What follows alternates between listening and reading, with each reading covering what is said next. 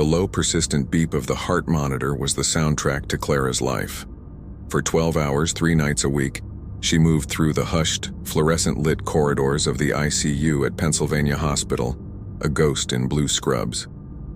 She was a night shift nurse, a job that demanded a strange blend of empathy and clinical detachment.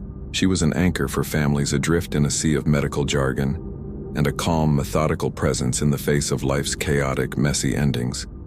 The work was consuming, leaving little room for a life outside the hospital's climate-controlled walls, which was why she found herself sitting in a dimly lit bistro in Rittenhouse Square, her hands feeling strangely clumsy without a pen or a medical chart in them. Across from her, Julian smiled, and the warmth of it felt like a foreign language she was slowly beginning to understand again. He was a match from Hinge, his profile a collection of well-lit photos of him hiking and a few witty, self-deprecating prompts. Their initial text conversations had been easy, a welcome distraction during her rare nights off. In person, he was even better.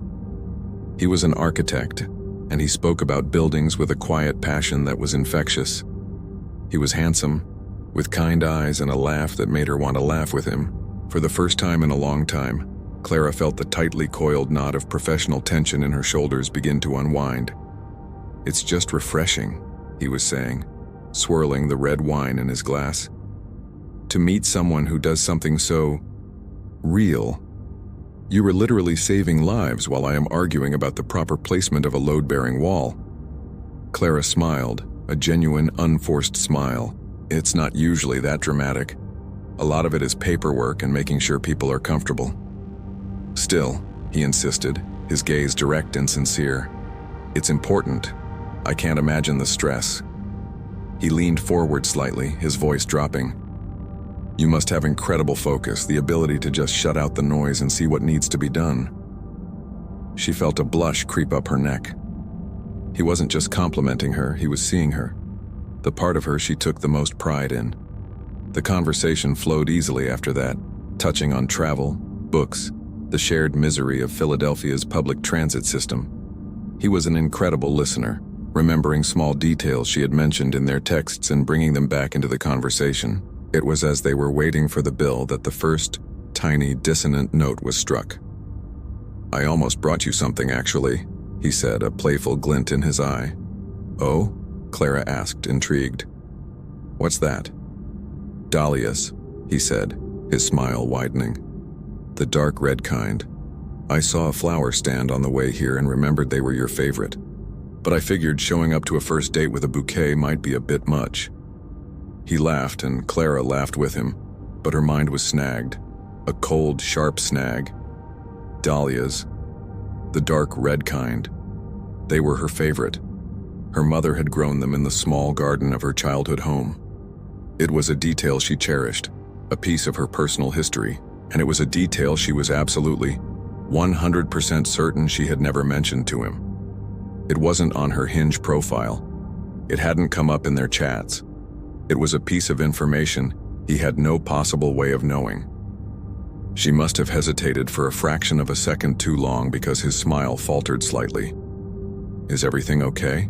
She forced the warmth back into her own expression, pushing the cold, sharp thought away. "Oh yes, everything's fine.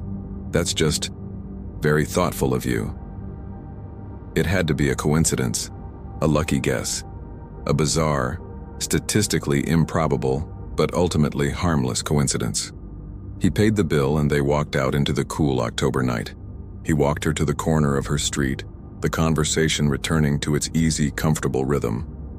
He didn't push for a kiss, just gave her hand a gentle squeeze.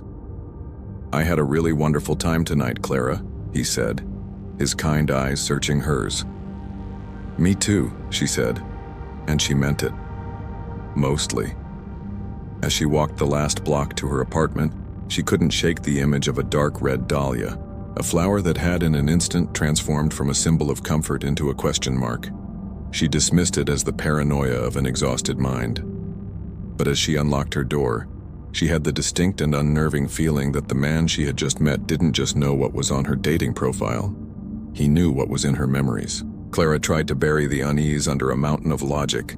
It was a fluke, a 1 in a million guess. People liked dahlias. It wasn't an exotic, secret flower.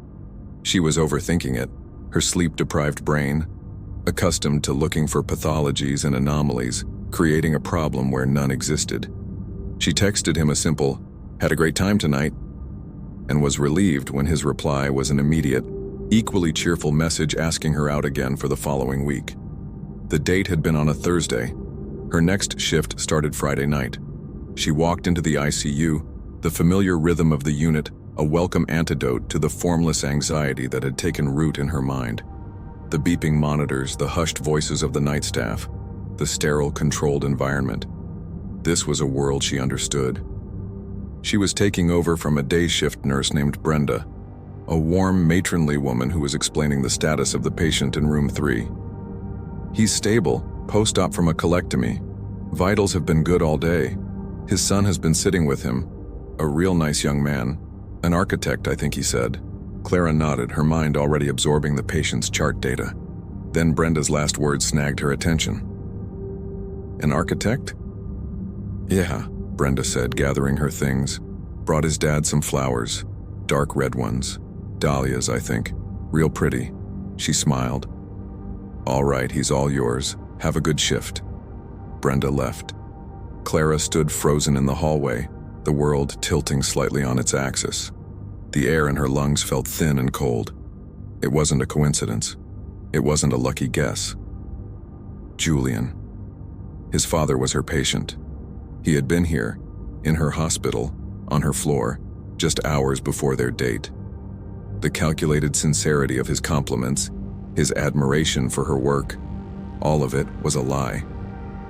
He hadn't been impressed by her profession. He had been studying it. He had seen her name on a chart, seen her face on the floor. He had known exactly who she was before she had ever walked into that restaurant. The entire date had been a performance, a meticulously researched one-sided interview. But why? What was the point of such an elaborate, cruel deception? She felt a wave of cold fury, followed by a deeper, more chilling fear.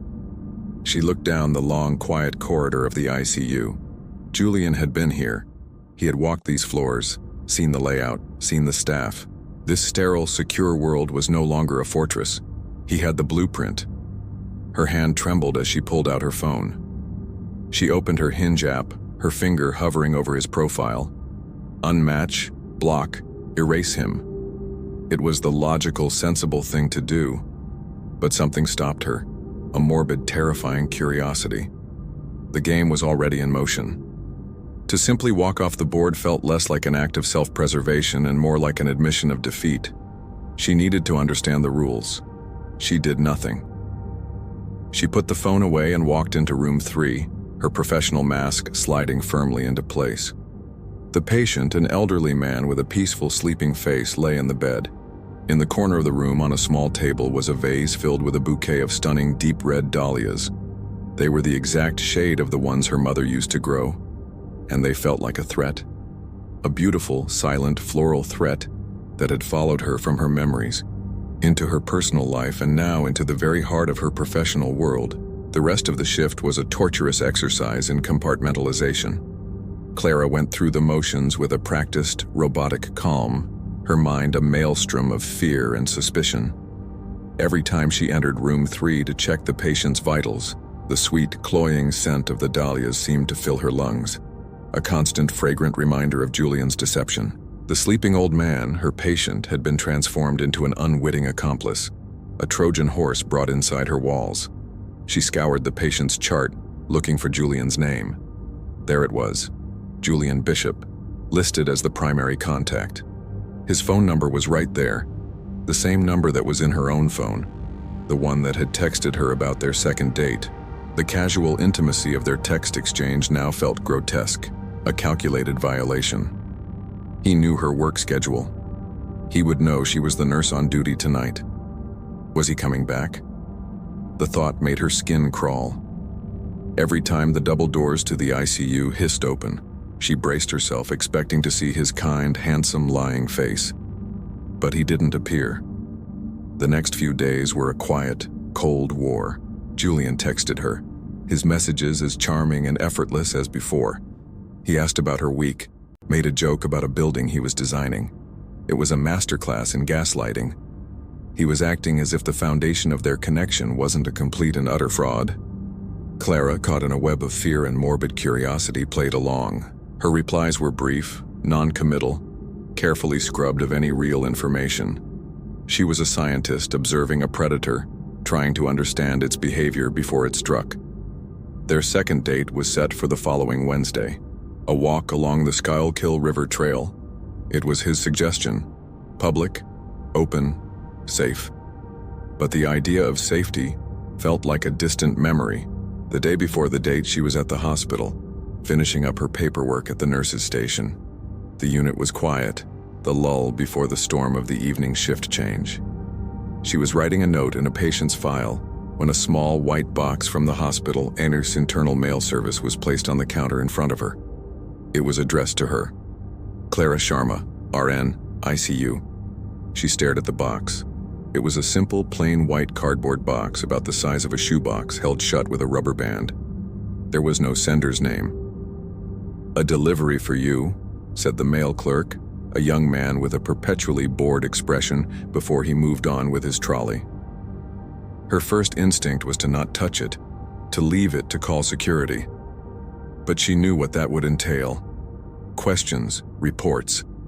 And what would she say? "I think a man I went on a date with sent me a weird box." They would look at her the same way the building superintendent had. With a sense of grim resolve, she picked up the box. It was light. She took it to the empty staff break room, her heart a frantic drum against her ribs. She slid the rubber band off and lifted the lid. Inside, nestled on a bed of white tissue paper, was a single object. It was a laryngoscope, a tool used by doctors to intubate patients. It was an older model, all stainless steel, heavy and cold. It had been meticulously cleaned, polished to a mirror shine. Tucked neatly under the curved blade of the scope was a small folded piece of paper. Her hands shook as she unfolded it. It was a printout from a medical supply catalog.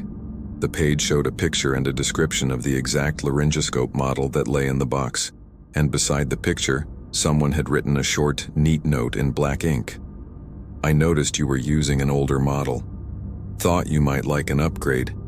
It's important to have the right tools for the job. J." The cold, polished steel of the laryngoscope felt like a weapon in her hands. The note was a masterpiece of psychological warfare, a gesture couched in the language of professional courtesy, yet delivered with the chilling intimacy of a stalker. He was not just watching her from a distance, he was observing the details of her work, the specific tools she used, the very mechanics of her profession. He had turned the sacred life-saving act of intubation into a symbol of his invasive, suffocating presence. The note's final line, "It's important to have the right tools for the job," was the real threat. It was a statement of his own philosophy.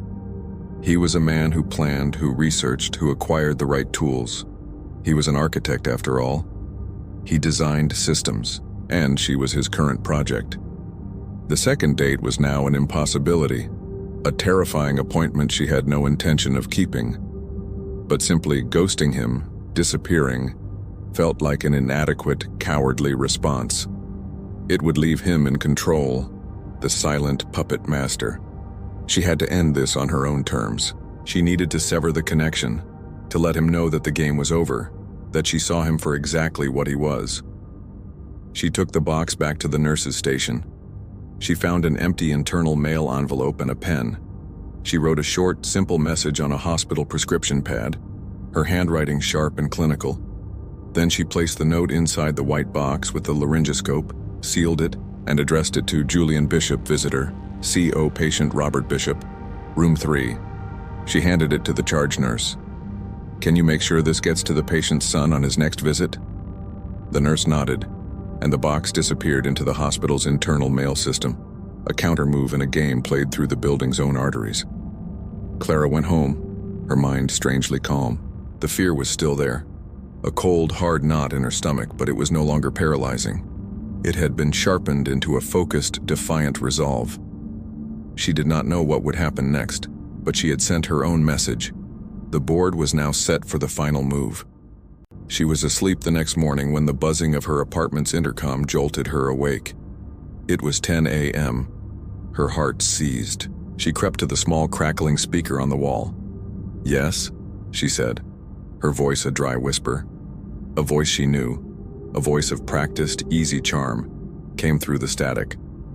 "Clara," Julian said. "It's me. I got your note. I think we need to talk." Her blood ran cold. He was here. He was outside her building. He had escalated far beyond what she had ever imagined. "There's nothing to talk about," she said, her voice trembling. "Leave me alone or I'm calling the police." There was a pause, then a soft, chilling chuckle from the speaker. "Oh, Clara," he said, his voice losing its charming warmth, replaced by a cold, flat certainty. "You misunderstand. I'm not calling from the lobby. I'm in the apartment next door. My firm is renovating it." He paused, letting the words sink in. A final, devastating revelation. "I've been your neighbor for 2 months. I hear you come and go every night, and I just wanted to let you know," he said, his voice dropping to an intimate whisper that felt like it was right beside her ear, "that the walls in this old building are very, very thin." The intercom clicked off, leaving only the sound of static and the frantic, suffocating beat of Clara's own heart. She was in a cage that had been built around her before she had ever even met the architect. He hadn't just invaded her life. He had designed the board, written the rules, and had been standing next to her the entire time. And he was still there, just a few feet away, listening.